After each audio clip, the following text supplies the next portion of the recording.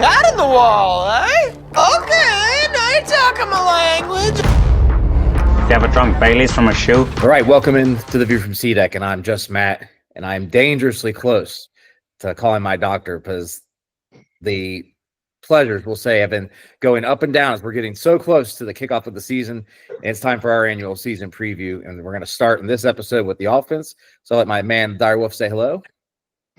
How's it going, everybody? This was we're on this on Google Meet now to record these things, and it records it a little differently. We'll try to find something that'll have the split screen later on, but right now this is easiest.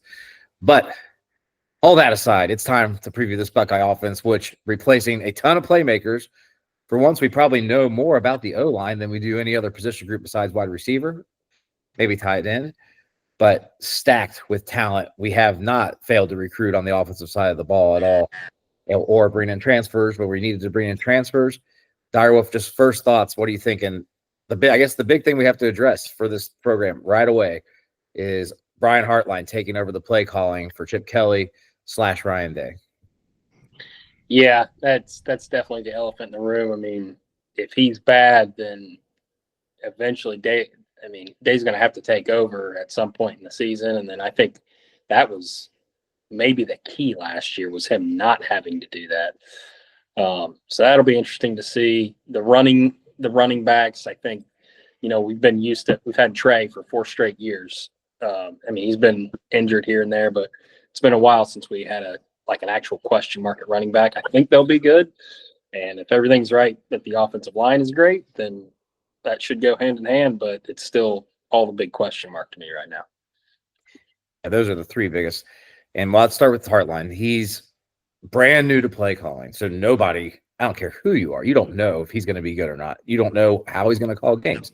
Is he just a Ryan Day clone, or I hope he's more of a Chip Kelly clone, to be honest, getting very creative with everything, like the game planning and the play calling, which, Day had a lot to do with the game planning. So, and I assume he still will.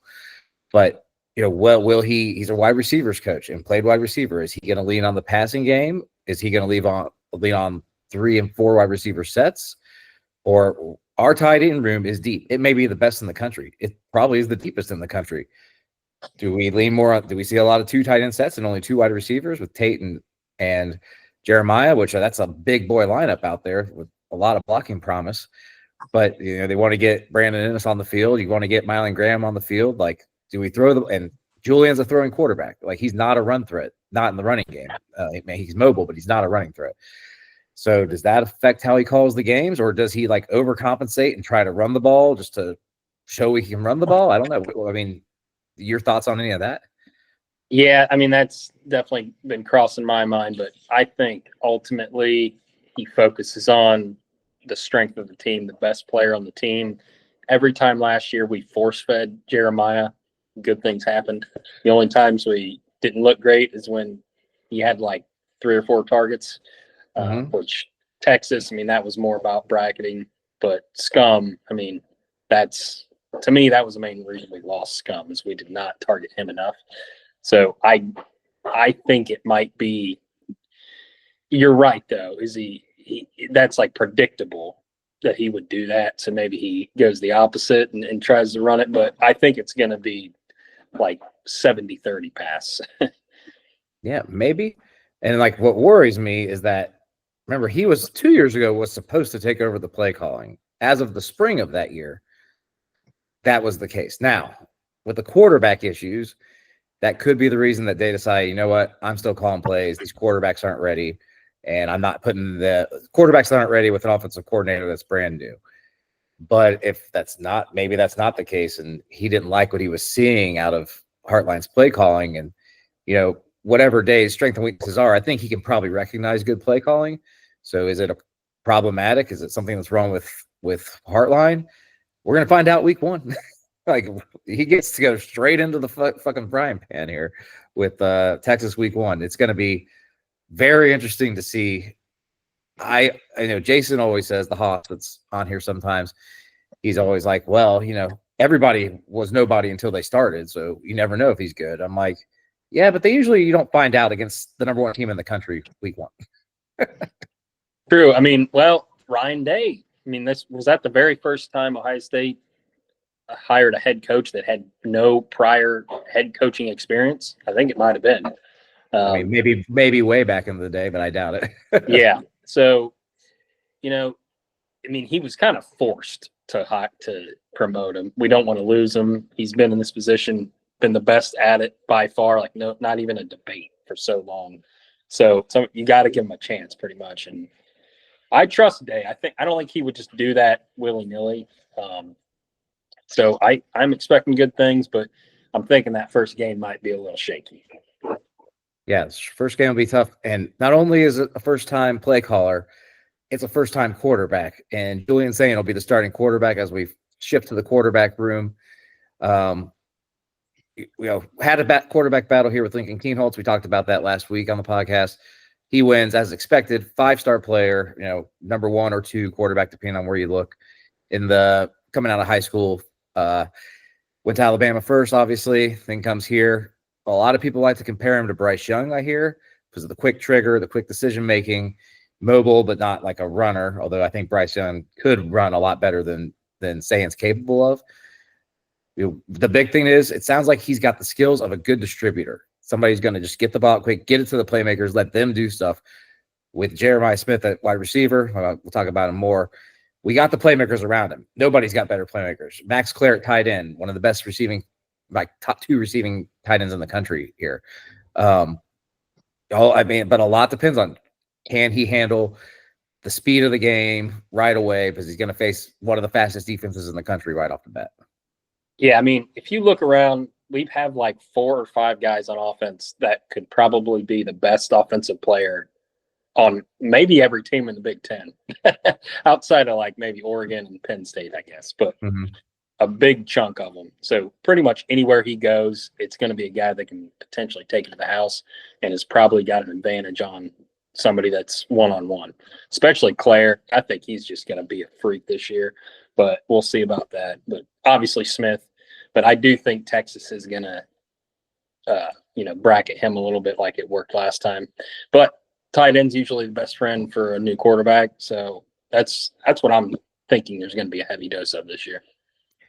Yeah, the big thing with him, and that's where we'll get to Lincoln Keenholz here. You know how I feel about non-mobile, non-running threat quarterbacks in a spread offense, that they hinder the run game to sometimes a devastating effect. See Dwayne Haskins, J.K. Dobbins averaged 7.3 yards a carry as a freshman with J.T. Barrett, 7.2 yards as a carry as a junior with Fields, 4.6 yards a carry with Dwayne Haskins out there.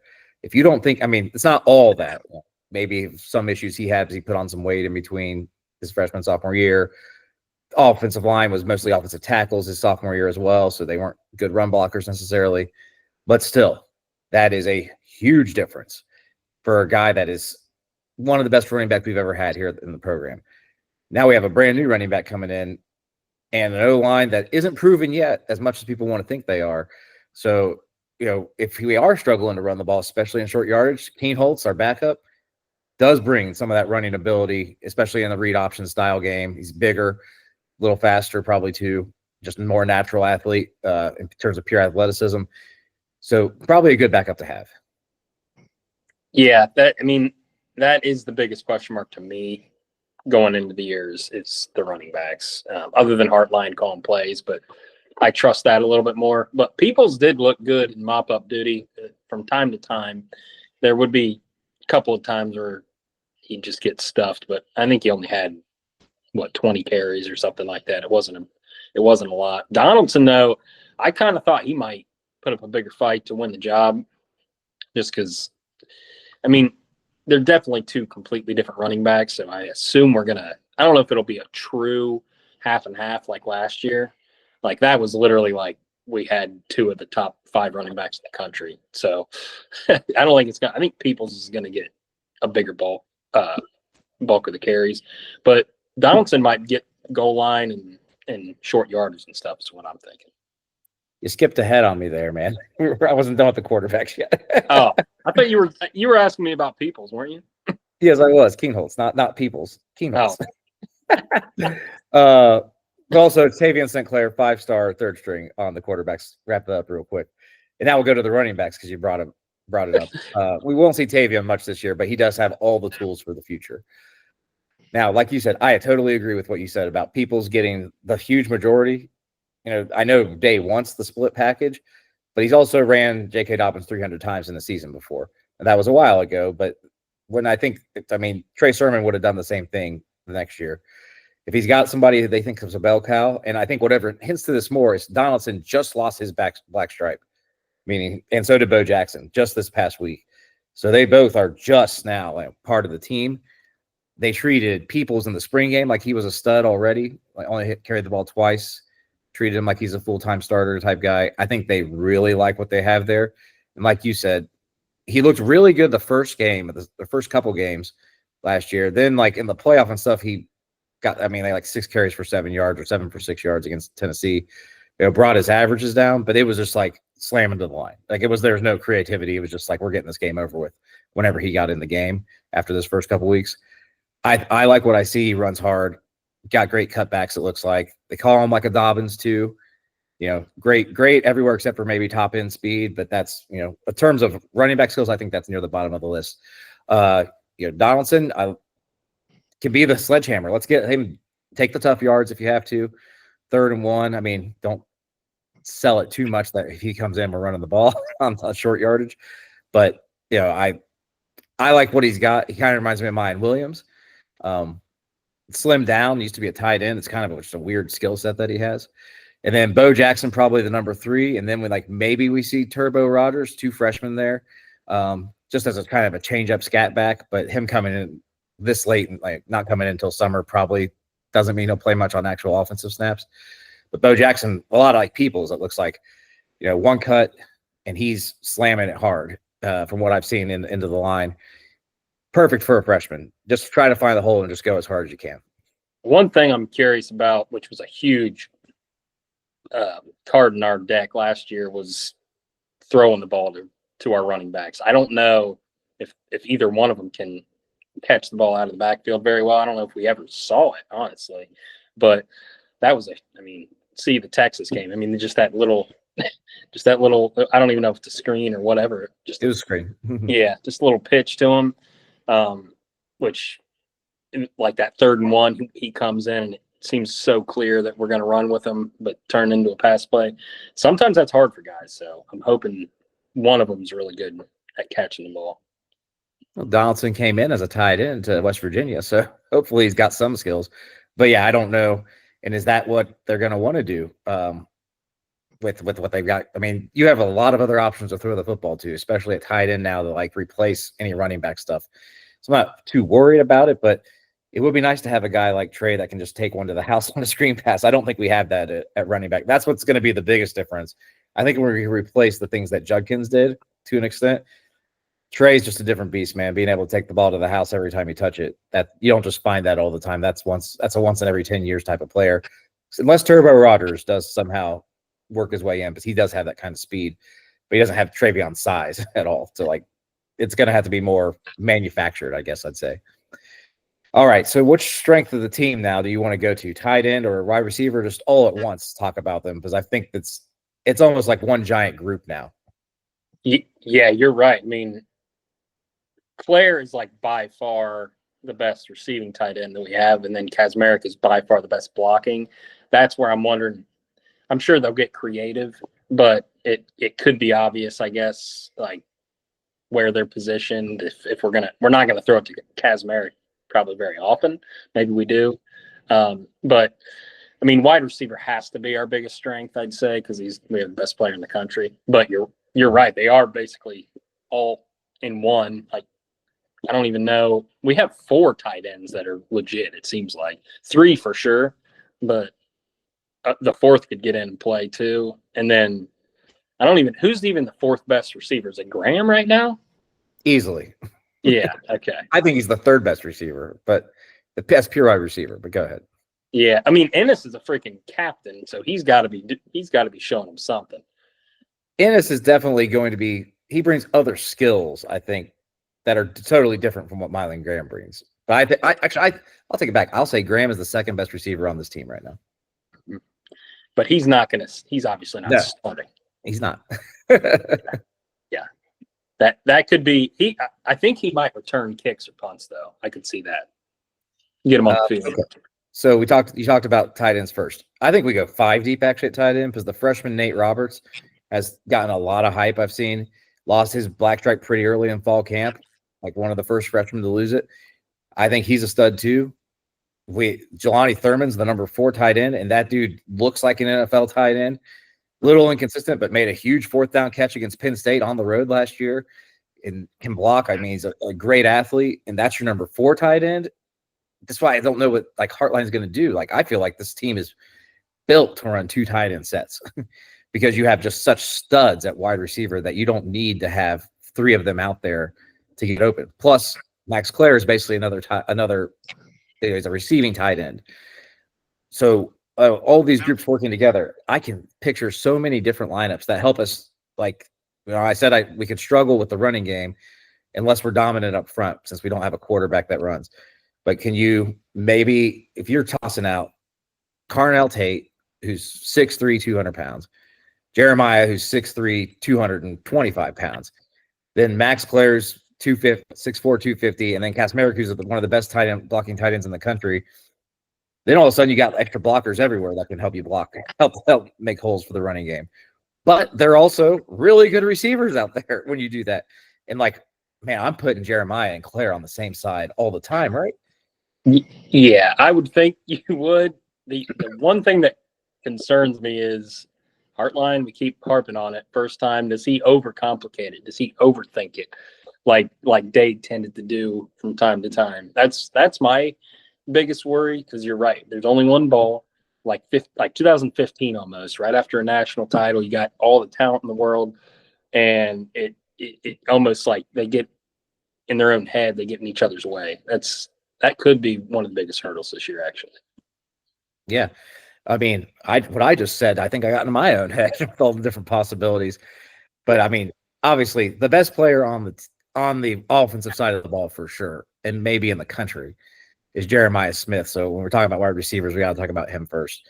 Sets the freshman record for the Big Ten for receiving yards, although it takes him 16 games. But sets the Ohio State records across the board at every level, basically, for a freshman, including in the regular season, he had 940 yards. Just goes nuts, though, in the playoff when they start force feeding him the ball, except against Texas, like you said. Carnell Tate was the beneficiary in that Texas game, 7 catches for 87 yards. Very, very capable wide receiver, too. He's the T. Higgins to Jeremiah Smith's Jamar Chase. Like, he's a beast who may not be as beastly as he seems just because of what's going on the other side of the ball. Now, I went through a video the other day marking all of our touchdown catches or touchdowns for the whole season. And Jeremiah has like 3, like, just blow your mind catches for touchdowns. And Carnell's like, he had a pretty nice diving one against Northwestern. That's his best game. I think he had 2 of his 4 in that game. Other than that, though, they're pretty basic plays. I haven't seen him make a lot of like wow plays, and he's had some drops too in key moments and big games that I'm like, I think there's another level he can take it, but I don't think he's on the same level as the Olaves and Wilsons and other first-round picks we've had. I don't see him as like a first-round guy, even though he's getting those grades, but I think he's getting those squarely on being an Ohio State receiver. But that doesn't mean I don't think he's good. Like, he's good. He's just not that level. But playing opposite Jeremiah, you don't have to be. And I mean, blocking is a great guy too, like a great team player. And he took a step from year 1 to year 2, I thought. So if he takes that same step again, who knows? I mean, maybe he earns that first round grade.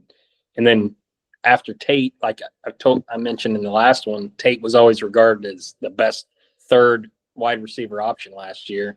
Ennis might be the best 3rd wide receiver option this year. And then, like you mentioned, Graham, he's probably the best 4th wide receiver option. And these are all guys who are 5 stars somewhere in the thing. And I mean, we're still I think there's 2 more guys that contribute a lot too. Graham, he reminds me of Garrett Wilson a ton. Very smooth route running, snatches the ball out of the air. Now, he had some drop issues too, especially according to Day in practices. That he'll have to, there's a reason he's not like totally pushing. I mean, not that they would take Tate out anyway, but you don't hear it like that way. And like in the past, we have not rotated receivers under Hartline and Day, like at all. Like they run an NFL style. You're starting, you're out there every major play. but I think Graham's good enough to get in there and steal some. Like you said, Ennis in the slot, he does everything, like a little bit of everything, but he doesn't seem like the most natural pass catcher to me. Kind of like Ibuka was, though, his first couple of years, and then he blossomed as he went. So this could happen with Brandon Ennis too. But a really good, very willing blocker, good punt returner too, can make something happen after the catch. Only had one touchdown last year, but it was against Penn State, so that's a big. I think that was Penn State. So it was an important one. So it'll be interesting to see what they do with him, though. Like I said, with the tight ends, like if he's going to be out there a lot, if we go 2 tight ends a lot. Bryson Rogers will be backing him up in the slot. Very similar, like willing blocker, similar type of build. Not probably as good a receiver even as Ennis, though. So I think Graham comes in over him, maybe no matter what. Then the freshman Quincy Porter, another 5-star, who's been just blowing everybody's socks off in practices and in the spring ball and everything. He's the next one. And then Chris, did you watch Chris Henry Jr. yesterday? Yes, I saw those. And the kid at Wayne, he's the next one. Like, this train ain't slowing down at wide receiver anytime soon. Yeah. We don't have, or no, he is next year. He'll be a freshman next year. Yeah. I saw those highlights were crazy. That was his first game, right? Yeah. I didn't see the total stat line, but it had to be like 180 and 2 touchdowns. 4 for 135 and 2 touchdowns all in the first half. They kind of blew out another good team, though. All right. Enough about the wide receivers, though. I can only get so erect. Time to move to the offensive line, which the yearly big question mark. And this year, everybody seems a lot more confident, though, including the coaching staff. We have 3 O-line coaches now, too. Helps out a lot. The entire interior that started in the national championship game is back. Carson Hinsman at center, Tegra Chabola at right guard, and Luke Montgomery at left guard. Then Austin Sierreveld, the talk of the town, and here in the offseason, Mr. 2-time Iron Buckeye, captain now, moving to left tackle out of nowhere, recruited as a guard. Played guard last year when Donovan was hurt, he started at left guard. Then kind of got kicked out of the lineup for a while and ended up not starting in the playoff, but played still. He still got in, probably 15 to 20 snaps a game with switching with Montgomery and Chabola. So it'll be interesting to see what he does at left tackle. Right tackle, 2 transfers ended up battling for it. I mean, Onyanwa was supposed to be the left tackle, and then they moved Sierreveld there for whatever reason. There's a couple that could be. So Philip Daniels, though, looks like he's going to win the right tackle job, transfer from Minnesota. Only started 4 games there, but has a great athletic profile. And his cousins with Paris Johnson, I believe. I didn't know that. Yeah, I believe he is. So either way, though, between all those guys I mentioned, Joshua Padilla at center and backup guard as well, probably going 7 deep on the O-line. They said they're going to rotate guys. What are your thoughts? I'll let you go first because I have mine. I definitely have my reservations a little bit. Like, it just seems like they're overhyped right now.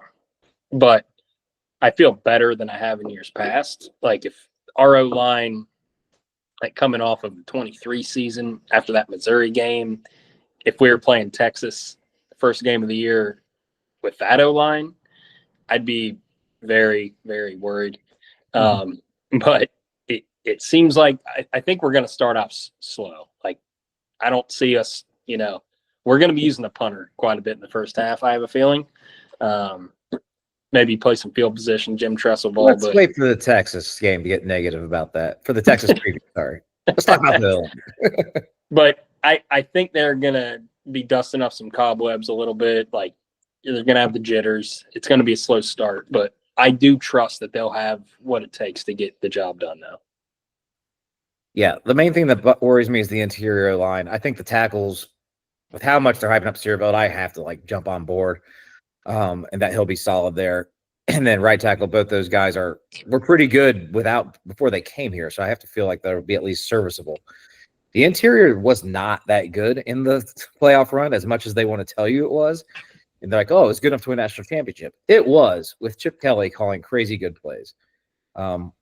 But if you looked at our PFF grades, they were very low, Hinsman especially, and Chabola, throughout the season, not just that bowl game. Like, throughout the season, they were our worst players on offense, like, every game.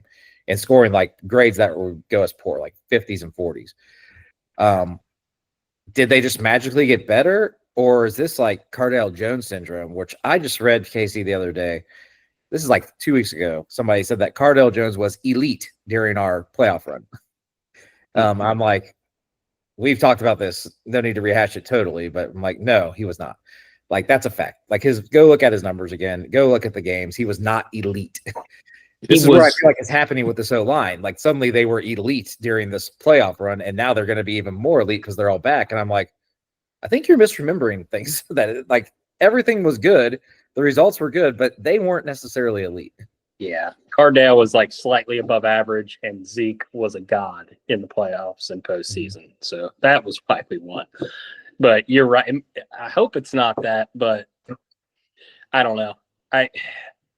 I'm always optimistic, you know me, but I'm a little hesitant.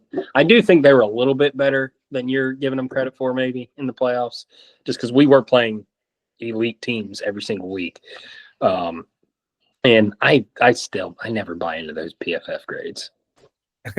Well, no, I don't think they're going to be bad. Don't get me wrong. Like, I just don't think. I think we might be hyping ourselves like they're just going to dominate. Is what I feel like people think. Yeah, and I just don't know that that's the case. No, I'm preparing myself that it might be a struggle on offense. It might be the opposite of how I see the season going. I'm thinking the strength of the team is going to be the offense by the end of the year, but not in the first game. I will say this: if they do come out and dominate the first game the way it sounds like they can, start printing the banners. I'm going to be insufferable because we are going to start rolling people if this team can block like a dominant O-line, because everything else around them, the talent is all there. Like, if they dominate, you have no chance of stopping us. Yep, you're right. And that we haven't really had all of the stars align, even though we've had a top 5 offense like almost every single year, it seems like, with Ryan Day. It seems like we always have, there's one part of it that's definitely the weakest link. And if the O-line is dominant, there's not going to be a weakest link on offense anywhere. No, not at all. I mean, unless Peoples gets hurt, maybe then. But I think other than that, we'll be stacked. All right. So we always make a bold prediction for the offense and defense during these podcasts. So time for our offensive one. Last year, mine was that Jeremiah Smith would end up being our best player on offense. Man, that looked pretty good by the end of the year.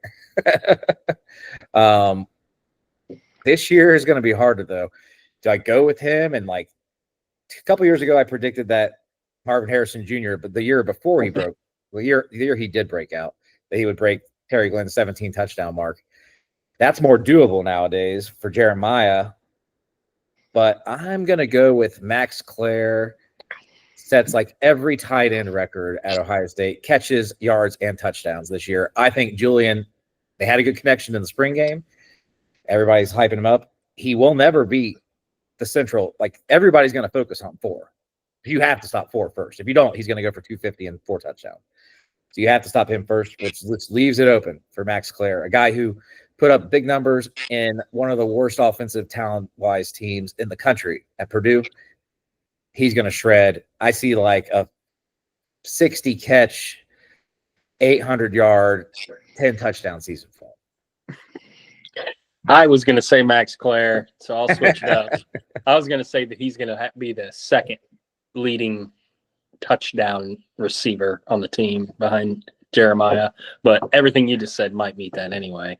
So if I can't do that, I'll go kind of the opposite of what I've just been saying, just because our offensive line will be dominant, and we are going to average the same yards per carry that we did last year. Ooh, it's like over like 5'8", something like that. Mm-hmm. That would be bold. That would be very impressive. I hope, if you're right, here comes another natty, baby. Here comes another natty. I guess one thing we didn't talk about is last year we had the 4th most yards per play in the country, but we were like 95th or something, and maybe even worse than that. We were like bottom 10% in pace of play. Do you think that changes under Hartline? I mean, I think it's intentional by Dave because he wants to like minimize plays during the regular season. Do you think you see anything different, or is that what we're doing? Because we have the talent to just go and put up some points. It's funny you say that, because I knew we were pretty low on pace, but I never really realized it was like a strategy, because I rewatched whenever I rewatch the playoff games, I do, highlights and stuff. So I rewatched Tennessee full game and like rewound through commercials and stuff. And Joel Klatt at one point says, these guys are fresh. Like, people were kind of harping on them because they weren't playing fast all year. They're one of the lowest teams in plays per game, but it was intentional by Day because he knows it's a long season. So I think he's going to stay with it. He seems like a man of like, once something works, he stays with it until it stops working. Perfectly said. Well, except for actual in-game stuff sometimes. I'm like, just keep going with what's working. Yeah, but you're right. In terms of like overall strategies, he definitely has things he likes to do, and that's one of them. The way he manages injuries, the way he wants his defense to be ran. Like, the man has his things he likes, but don't we all? But yeah, should be a really fun season though, with so much talent. I want to see what Jeremiah does with Julian on paper is a better passer than Will Howard. Jeremiah is on paper a better player than last year. This could be really, really fun, is what I'm saying, if we can just figure out how to get him the ball. And we added maybe the best tight end in the country, which we have never really had. Yeah, to help ease out. Yeah, and we lost to Mecca, but there's so much talent, it doesn't matter, I don't think. Not really. The drop off. I mean, Tate and Ennis compared to Abuka and Tate, it's lower, but not that much. And then add Max Clare, it gets better. And Jeremiah's better than he was. And Mylan can come in there. Oh, salivating. Just please be good O-line, and please be good Brian Hartline. And this will be a great offensive to watch. But so that'll do it for our preview for the offense. We'll do a preview for the defense here shortly. Release that as well. And then we'll do a schedule preview as well, where we go through all the games and put our percentages of winning that. And Casey gets mad at me because I say 100% on games. It'll be fun though. But for the Dire Wolf, I'm just Matt. This has been The View from C-Deck. Like, subscribe, ring that bell so that you get our alerts when we put up the new videos. We'll be here all season long, giving you lots of content. But we will see you guys next time. Hey guys! Whoa, big gulps, huh? All right. Well, see you later.